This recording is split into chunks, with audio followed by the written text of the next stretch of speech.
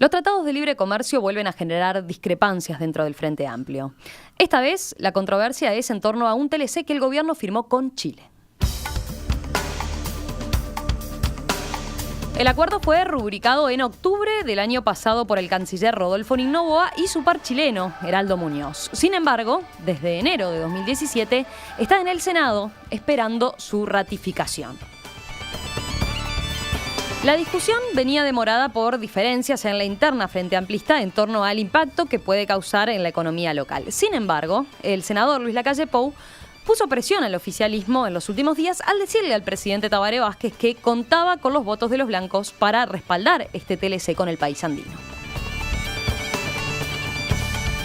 ¿Qué está en juego con este tratado de libre comercio? ¿Qué consecuencias puede tener su ratificación parlamentaria? Vamos a conversarlo con el economista Daniel Buquet, que es asesor del sector Frente Amplista Casa Grande. Gustavo, ¿qué tal? Buen día, un gusto. Bueno, muchas gracias, Romina, por invitarnos a este espacio. Bueno, Buquet, yo decía Buquet recién, a muchos el apellido les suena muy conocido aquí en Perspectiva. Sos hermano de Daniel. Soy hermano de Daniel, exactamente. Pero la parte de la familia más tirada a la economía, no la politología, sino la economía, los números, y bueno, más numérica. Cada uno de los hermanos ya tomó su propio camino. Bueno, pero la voz suena parecida también. Bueno, perfecto. Tienen algún parecido además. Bueno, Gustavo, ¿cómo describirías este tratado de libre comercio con Chile? Estamos hablando de un tratado que involucra solo los servicios, ¿no? Ya que lo que es el intercambio de bienes con Chile está desgravado por lo que son otros acuerdos del pasado, ¿no? Exacto. Primero, Romina, me gustaría explicar que vengo por Casa Grande. Y esto en el sentido de que tampoco soy un experto en comercio. Yo como economista me he especializado en economía de la comunicación, como tú sabes. Y por lo tanto lo que vengo a transmitir es una postura política. Nosotros tenemos un equipo de trabajo que está conformado sobre todo por Natalia Carrau, que nos ha aportado mucho en la documentación que nosotros hemos trabajado. Bien, dicho esto y entrando primero al TLC, primero trataremos de describirlo lo más objetivamente posible. ¿Cómo lo describirías? Y luego entraremos a sus fundamentos o por qué hay grupos, especialmente nuestro grupo y otros colegas, otros grupos del Frente Amplio, también planteamos que es necesario discutir este tema. Con respecto a cómo se genera este TLC, lo primero que hay que decir es que Uruguay ya tiene acuerdos con Chile, esto es importante. Tiene acuerdos en bienes, es decir, libre comercio de bienes, tiene acuerdo bilateral de inversiones, donde, digamos, por ejemplo, similar a los que firmamos con Estados Unidos o con otros países, donde la controversia se define en los tribunales de la CIADI, por ejemplo. También es importante saber que Uruguay comprometió el 15% de las compras públicas, de las compras del Estado en este tratado, y también se firmó un acuerdo de doble imposición. Es decir, nosotros tenemos una relación comercial fluida con Chile. El TLC que está, digamos, en discusión en este momento en el Parlamento, y yo creo que naturalmente por la ciudadanía, si no, no estaríamos acá, y por las distintas fuerzas políticas, es un acuerdo de servicios donde en primer lugar reafirma los otros tres acuerdos que se hicieron. Entonces, bien, pero básicamente las novedades vienen por el lado de los servicios entonces. Las novedades son por el lado de los servicios. Además, este acuerdo tiene otras novedades que son positivas. Tiene varios capítulos, uno referido a las condiciones laborales, otros referidos al medio ambiente, otro capítulo de género y comercio, otro capítulo de cooperación. Y también, por ejemplo, tiene otro capítulo vinculado a obstáculos técnicos al comercio que puede facilitar el comercio de bienes y no el comercio de servicios. Por eso hay un conjunto de elementos que no necesariamente son críticos. Ahora, el tema central del tratado, el capítulo 7, que son acuerdo de comercial transfronterizo de servicios, digamos, pone todos los servicios, en principio, todos los servicios, liberaliza todos los servicios. Ahí está, vayamos porque ese es un punto importante, ¿no? Allí se menciona que este tratado de servicios está elaborado en base a lo que es listas negativas, ¿no? Vale la pena entonces explicar qué quiere decir eso con listas negativas. Bueno, tú decías, en principio está todo liberalizado, excepto... Las listas negativas son uno de los elementos que se integran a las negociaciones de servicios. Antes se trabajaba en todos los acuerdos de comercio, en los acuerdos de la OMC, antes de empezar a discutir tanto multilateralmente como bilateralmente, se integran las listas negativas. Las listas negativas quiere decir que los países, cuando negocian, seleccionan los sectores que no están dispuestos a liberar o a liberalizar en términos económicos. Entonces, los estados de Chile y Uruguay se plantearon dos sectores sumamente sensibles, sacarlos del acuerdo, que son las telecomunicaciones para Uruguay y los servicios financieros. En el caso de las telecomunicaciones estamos hablando de lo que puede ser los servicios de Antel, por ejemplo, de comunicación. Los servicios de Antel, es decir, después vamos a ir a ver qué es lo que plantea el acuerdo con los bienes que sí quedan. Y esto es una cuestión. Y la otra cuestión, que creo que hay que mencionarla también, es que hay excepciones, es decir, además de la lista negativa, hay otros elementos que parecerían, o sea, que aparecen como si fueran también lista negativa, que están en los anexos. Por ejemplo, si bien no es exactamente lo mismo, porque en las listas negativas no se aplica ninguna de las cláusulas establecidas en el acuerdo, en los anexos se ponen un conjunto de bienes que Uruguay también ha decidido bien en esa parte, que son, por ejemplo, el servicio aeronáutico, el de transporte, el de pesca, industrias creativas, y en general las empresas públicas salen, o sea, energía, distribución de combustibles, agua, eso sale del acuerdo. O sea, todo eso queda excluido del acuerdo. Queda excluido del acuerdo. Bien. Entonces, ¿qué problemas tienen las listas negativas? Sí, ¿qué es lo que ven ustedes? Por una parte es que no se pueden evaluar sector por sector dónde Uruguay sería más competitivo o Chile sería más competitivo y por lo tanto si a Uruguay le conviene o no liberalizar. Es decir, no se hace un análisis exhaustivo de lo que queda. Esto es lo primero. Y lo segundo es que hay sectores que no existen hoy. O sea, ¿quién diría hace 10 años que la impresión 3D podría ser un sector que puede desarrollar el Uruguay? ¿Quién diría también hace 10 años que la realidad, sectores de realidad virtual es un sector que puede realizar el Uruguay? Son ambos sectores de servicios. ¿Quién nos va a decir que dentro de 10 años o dentro de 5 o con el desarrollo tecnológico, la velocidad tecnológica que existe hoy, no va a haber un sector que exista, que no está en la lista negativa porque no lo conocemos y que en el futuro va a entrar en las restricciones que impiden establecer determinadas políticas para que Uruguay pueda desarrollar esos sectores. Esos sectores a futuro pueden quedar carentes de resguardo, digamos, y estar totalmente liberalizados por este acuerdo. Entonces. Exactamente, o sea, exactamente, así es. Y por otro lado, decía Gustavo, al principio ¿ustedes qué ven? Concretamente una falta de estudio de impacto de lo que puede implicar este TLC, entonces. Bueno, vemos dos cosas. O sea, en primer lugar, vemos que hay como hay una concepción teórica que está detrás de estos acuerdos y que en principio plantea como si solamente pudiera haber este tipo de acuerdos.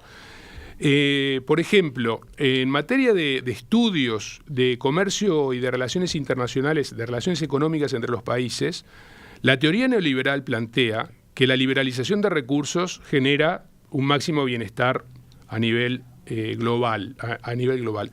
Pero cuando habla de máximo, digamos, de intercambio de recursos, habla de capital, que podrían ser perfectamente nuestros acuerdos de inversiones, bilaterales de inversiones, es movimiento de capital, pero habla también de recursos humanos. Es decir, acá nos explica que la propia teoría que manejan los que defienden e impulsan estos acuerdos, que sería importantísimo para la humanidad poder liberar también los recursos humanos. Vemos lo que pasa, las tragedias que pasan en Europa, las tragedias que pasan en México. Cuando en México se negoció el Tratado de Libre Comercio de América del Norte, no se planteó que los recursos humanos se pudieran distribuir libremente entre los distintos países. Entonces, naturalmente que eso lo que genera, lo podemos ver ahora o lo podemos ver después, tenemos muy poco tiempo.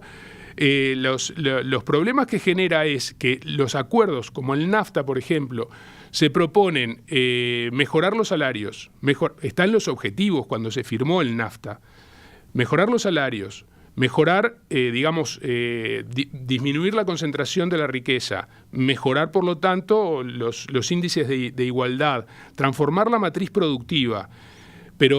Y por lo tanto, como conclusión, como corolario, bueno, una vez que la población mexicana tiene un nivel de vida o va alcanzando un nivel de vida similar al que tiene Estados Unidos o Canadá, no va a ser necesario que emigre a los Estados Unidos. En vez de hacer esto, bueno, lo que estamos discutiendo hoy es poner un muro. Eso es lo que estamos discutiendo, es decir, frenar la inmigración. Por eso los acuerdos de libre comercio son truncos. Existen otros tipos de acuerdos. Por ejemplo, el espacio que generó la Unión Europea, con libre circulación de personas. Es importante esto porque cuando entra un país de renta a la Unión Europea, de renta menor que la renta media, recibe fondos estructurales por la cantidad de años necesarias hasta que ese país entre alcance la renta media de la Unión Europea. No es necesario que alcance la renta de Alemania, el país más rico, pero tiene que alcanzar la renta media. Por ejemplo, España, desde el año 85, que ingresó a la Comunidad Europea en aquel entonces, antes de transformarse en la Unión Europea, hasta el 2005, que alcanzó la renta media de la Unión Europea, recibió casi el 1% del producto español todos los años como renta neta, además, o sea, recibió como renta neta equivalente a unos 6.000 millones de dólares para que España pudiera ser comparable a la situación de la Unión Europea. ¿Qué logra esto? Bueno, que en realidad que la gente se quede en sus países. Es decir, nosotros planteamos que hay otro tipo de acuerdo comercial que se puede hacer. A ver, con estos ejemplos que estás mencionando respecto a lo que es el NAFTA y lo que implicó el ingreso de España en la Unión Europea. Ustedes entonces, respecto al TLC con Chile, desde Casa Grande, ¿objetan completamente cualquier tipo de acuerdo que se pueda lograr con el país andino o específicamente sus discrepancias son respecto a el TLC, ¿no? que está planteado como tal? ¿Hay posibilidades de que apoyen otro tipo de acuerdo? Bueno, en primer lugar, los acuerdos sur-sur nosotros nos parecen extraordinarios. Es decir, en este caso no tendríamos problema con Chile, ningún problema con Chile. Primero, después yo me extendí bastante en los ejemplos que puse como otro tipo de concepto para hacer acuerdos de comercio internacional. Me preguntaste la evaluación de impactos. Entonces, bueno, por supuesto, también en los acuerdos sur-sur es importante saber los sectores que estamos discutiendo, qué realidad tienen en Chile y qué realidad tenemos nosotros. O sea, nosotros sabemos que en software somos muy potentes. Nos interesa liberalizar el software. Bueno, una de las cosas que se dice desde el gobierno es, por ejemplo, obviamente esto lo que busca es liberalizar y fomentar el comercio de servicios y Uruguay, es una tendencia en el mundo entero, el comercio de servicios viene creciendo mucho, ¿no? Y en esta materia, el sector del software en particular viene teniendo un liderazgo importante en Uruguay, un crecimiento importante, un desarrollo y, por tanto, este acuerdo con Chile se podría ver con muy buenos ojos y con muchas expectativas, ¿no? Excelente. Pero ¿por qué? Ahí está quizás en este momento es el momento justo para explicar qué son las listas positivas. Las listas positivas, que es la forma en que se han hecho los acuerdos comerciales hasta hace muy pocos años atrás, antes de que empezaran las negociaciones del TISA, las listas positivas plantean que, bueno, queremos liberalizar los sectores en donde Uruguay es fuerte, pero no necesariamente otros sectores. Entonces, obviamente, en las negociaciones se gana y se pierde. Nosotros probablemente en software estaríamos ganando, tendríamos que conceder en algún otro servicio, tendríamos que estudiar cuáles son los servicios, primero que Uruguay quiere potenciar, cómo quiere potenciarlos, qué estrategia desarrollaría y, por lo tanto, poder tener la capacidad para negociar los sectores con listas positivas que nos interesan liberalizar con Chile. Eso sería la propuesta de ustedes, ir por listas positivas, decir cuáles nos interesa y no cuáles descartamos, digamos. Perfecto. Eso es lo primero, negociar por listas positivas.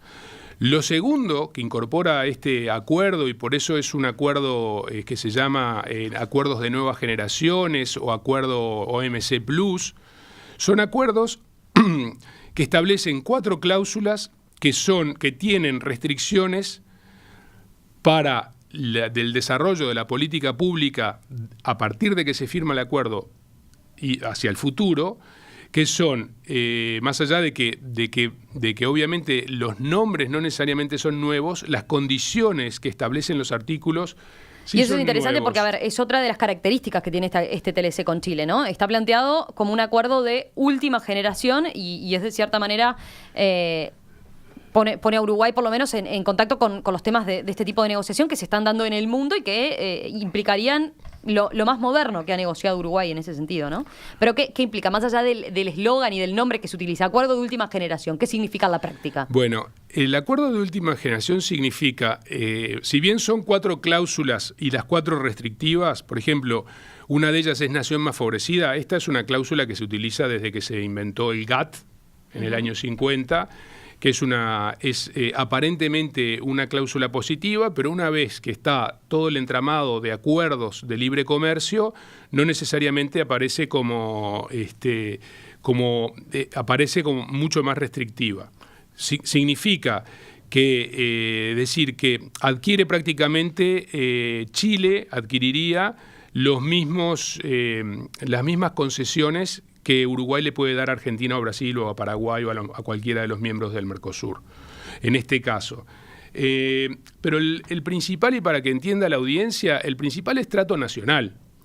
Es decir, las empresas chilenas en este caso, o con cualquier país que se firmara un acuerdo de estas características, pasan a tener el acuerdo, el trato nacional. Y eso significa que cualquier política que quiera desarrollar Uruguay en el futuro le va a tener que otorgar esa misma política a las empresas chilenas, que en general las políticas son para desarrollar los sectores que tiene un solo país. Uh-huh.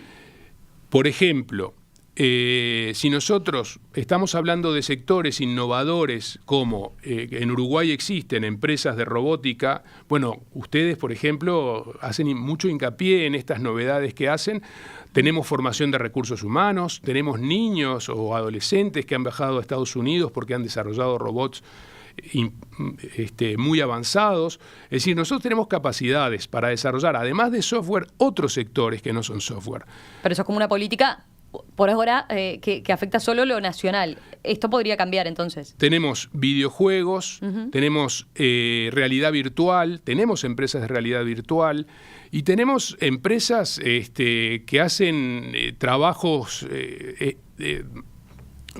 de publicidad para el mundo entero. Tenemos empresas creativas en general que hacen... Bueno, este sector, si bien acá hay un gran problema del acuerdo, ¿no? Porque este sector se maneja con comercio electrónico. Y esto es muy importante, en todos los acuerdos internacionales ha pasado lo mismo. A ver. Que se guardan en las excepciones, no como lista negativa, sino en las excepciones. Uruguay también lo hace, digamos, exceptúa del acuerdo, en alguna de las cláusulas, las industrias creativas. Pero cuando se firma al mismo tiempo, que es el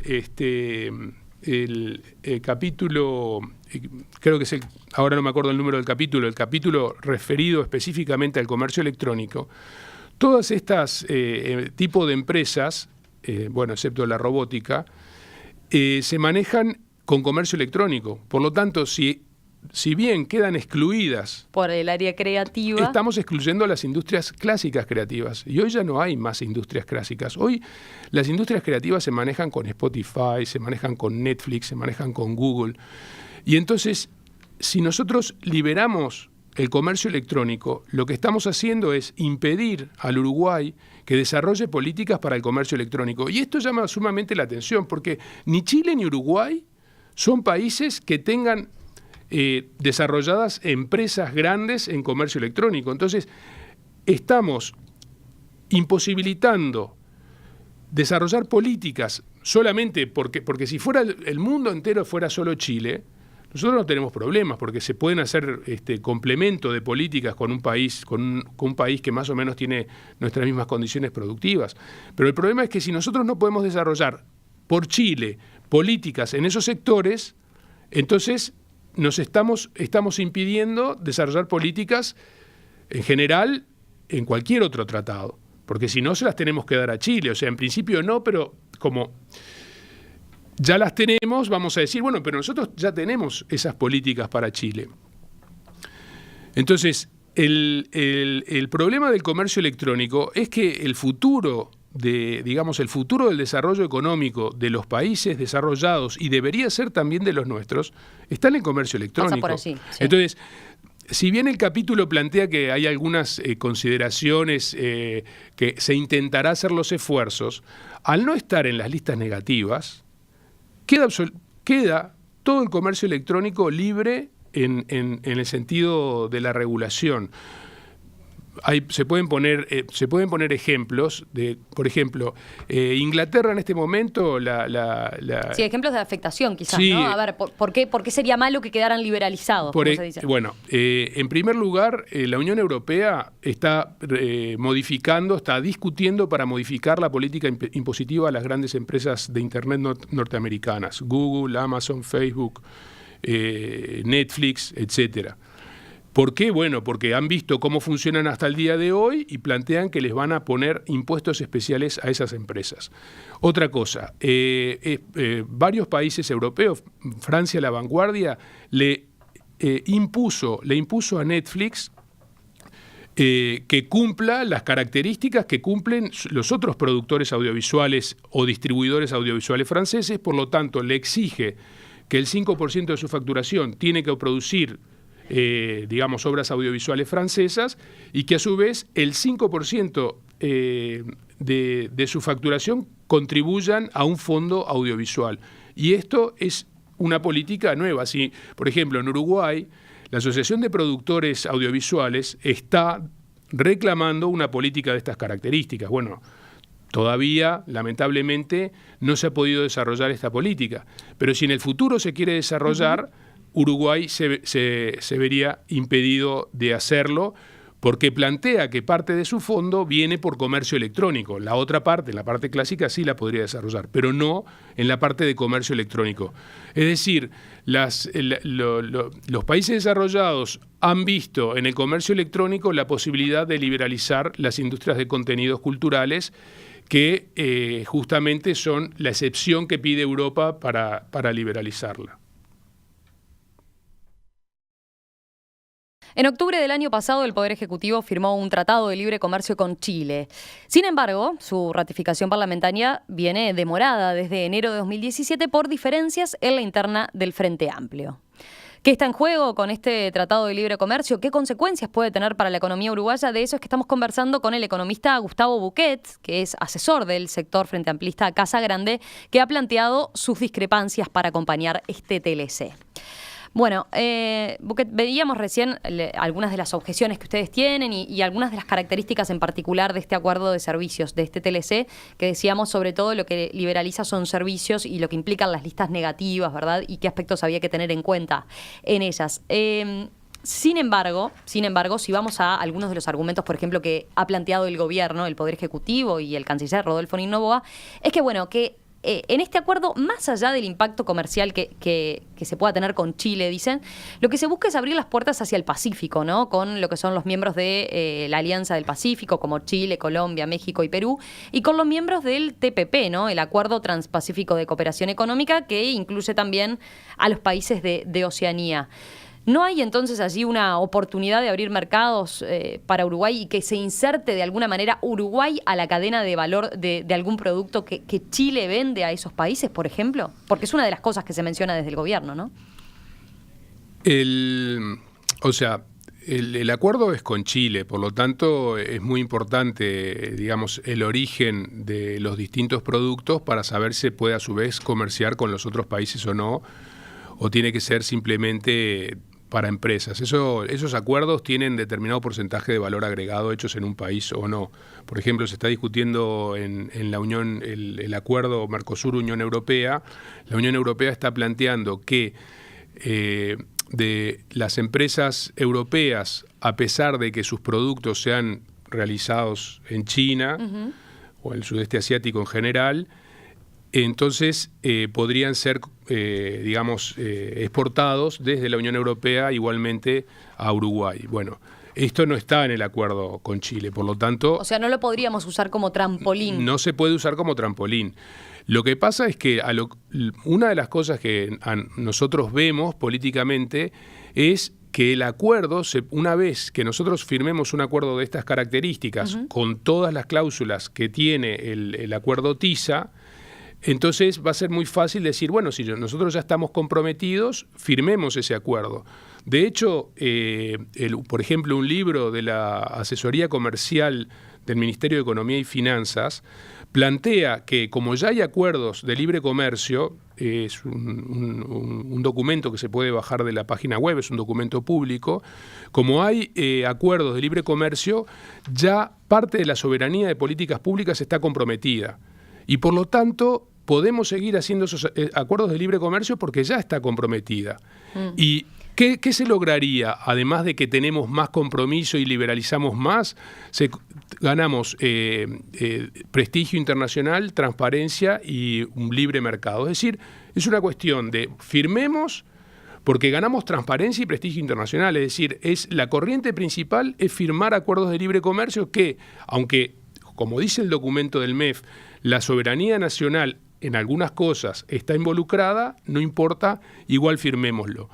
Entonces, puede ser un paso... Es una amenaza, ahí está, es una amenaza para lo que puede ser, en el entendido de ustedes, ya la firma directamente de otros acuerdos. Es decir, si firmamos el TLC con Chile, ya quedamos un paso del TISA que rechazamos hace, un año, Exactamente, 2 años. Exactamente. Tengo acá la frase, no da tiempo de leerlo, de la asesoría comercial del MEF, pero la frase es así, es decir, la estrategia de gobierno es esa.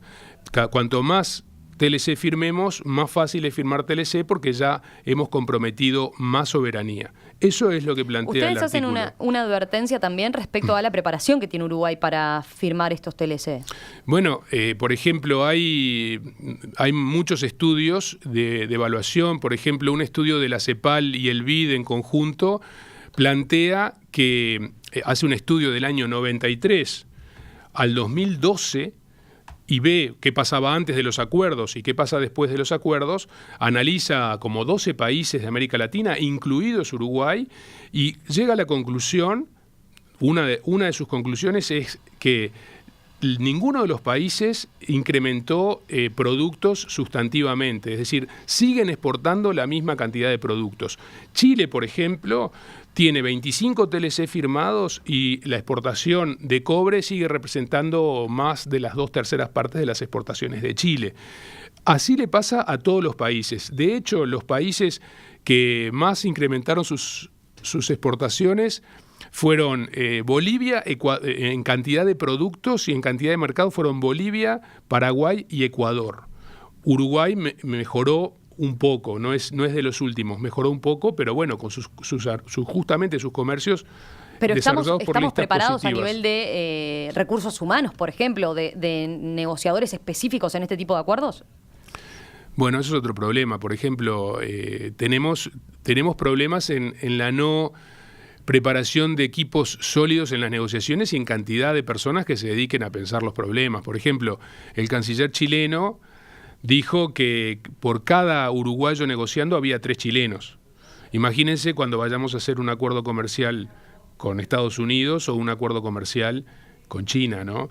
La relación entre el pienso uruguayo y los objetivos claros que tienen los otros países, qué es lo que quieren firmar y a su vez su capacidad de negociación. O sea, tienen objetivos, capacidad de negociación y firman lo que quieren. Uruguay firma lo que le dan. Nunca Uruguay propuso un tratado desarrollado por el propio Uruguay. O sea, se toman los formatos que hicieron los países desarrollados y sobre eso se trabaja. Un aspecto más, ya nos estamos quedando sin tiempo, pero un aspecto más que me interesaría comentar es uno de los cuestionamientos más fuertes que ustedes hacen al tratado, al TLC, es que el TLC con Chile establece que cada parte deberá hacer los mejores esfuerzos, dice el texto, para ratificar o adherir al Tratado de Cooperación en materia de patentes. Y bueno, con ese fin, el gobierno envió un proyecto de ley en marzo pasado que aún no ha sido aprobado. Pero ¿qué implica este tratado y por qué lo ven como un riesgo potencial? Bueno, en primer lugar, dice hacer el máximo esfuerzo y simultáneamente llegaron al Senado para ratificar el TLC y 3 meses después llegó el Tratado de Cooperación de Patentes. Este Tratado de Cooperación de Patentes, es un acuerdo de casi 150 países donde se facilita, digamos, la inscripción de una patente en un país y después es como si se iniciara el trámite en los 150 países, pero después, para desarrollar efectivamente la patente en cada uno de esos países, el Uruguay, por ejemplo, tendría que gastar en estudios jurídicos, en abogados, etcétera, y no creo que eso refleje una disminución de costos importante a lo que hoy está haciendo Uruguay, que hoy registra sus patentes y registra sus patentes en los países que más le preocupan. Entonces, ¿cuáles son los perjuicios de este acuerdo? Bueno, los perjuicios de este acuerdo es que las patentes hasta el día de hoy, sin acuerdo, tienen 12 meses, una vez que se inscriben en un país, si pasan 12 meses y no se inscribieron en Uruguay, se pueden usar. Este mecanismo lo utilizan los laboratorios farmacéuticos, tanto de salud humana como animal, y hoy hemos desarrollado un sector que tiene 3.000 puestos de trabajo directo, que exporta y que naturalmente puede ser cuestionado. En primer lugar, hay un cuestionamiento objetivo. Se pasa de 12 meses de la industria farmacéutica local. Se pasa de 12 meses a 30 meses. Entonces, hay 1 año y medio más de demora para poder fabricar un medicamento genérico. Esto podría tener repercusiones en las empresas, en los precios y, por lo tanto, también en el sistema de salud. La posición de Casagrande, más o menos con estos comentarios del economista Bouquet, queda clara, ¿no? De todas formas, es una discusión que se está dando ahora en la interna del propio oficialismo, ¿no? Hay sectores como el Partido Comunista, el PVP y además de Casagrande que ya han manifestado explícitamente, su rechazo a firmar este tratado de libre comercio. Hay otros que están definiendo su posición, ¿no? Es el caso del Partido Socialista, que está dividido, es el caso del MPP, que está estudiando el tema. ¿Qué puede pasar? Todavía no se sabe, entonces. No se sabe. Pero ¿puede pasar que se rechace por parte del Frente Amplio y que se deje allí un acuerdo que ya firmaron los cancilleres?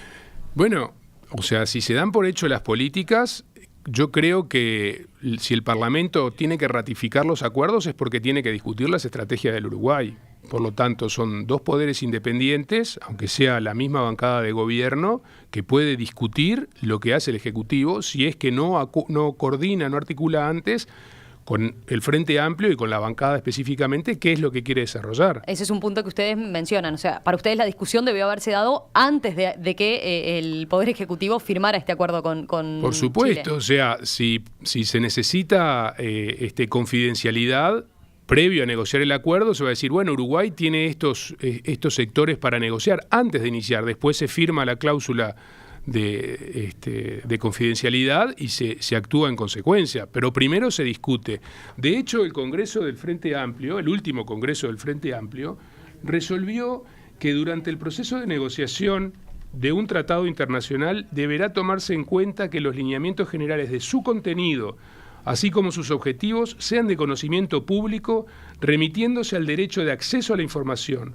Se deben de prever mecanismos, por ejemplo, como audiencias públicas de consultas ciudadanas que garanticen la transparencia en todos los temas relativos a la soberanía nacional antes de su ratificación en el Parlamento. Uh-huh. Esto es una resolución del último Congreso del Frente Amplio y por lo cual nosotros nos sentimos con el derecho a cuestionar, la corriente principal de pensamiento y por supuesto que vamos a intentar que el Frente Amplio no apruebe este TLC. Quedaría en una posición complicada el canciller Nin, ¿no? Sin duda. Porque estaría como de alguna forma teniendo que prácticamente renunciar, dar un paso al costado, si no puede llevar a cabo. Bueno, esto es que en el Frente Amplio hay diversidad de ideas, diversidad de opiniones y por lo tanto va a primar lo que defina la fuerza política. Lo mismo le puedo decir, cambiando de tema, con UPM. ¿A usted le parece que a nosotros estamos de acuerdo con un proyecto de la envergadura de UPM que cambia radicalmente el país entero sin que se pueda discutir, sin que, por ejemplo, la Intendencia de Montevideo tenga derecho a plantear cómo va a ser el tren que, como está planteado, va a dividir a la ciudad en dos. Nosotros nos parece que los temas estratégicos deben ser discutidos no solamente al interior de la fuerza política, sino con la ciudadanía. Bueno, volvemos a conversar entonces sobre este otro tema que dejó planteado también. Perfecto, cuando quieras, Romina, mil gracias por invitarnos. Economista Gustavo Buquet, asesor del sector Casa Grande del Frente Amplio, doctor en Ciencias de la Información, docente universitario además. Gracias por estos minutos esta mañana aquí en Perspectiva. Gracias a ustedes.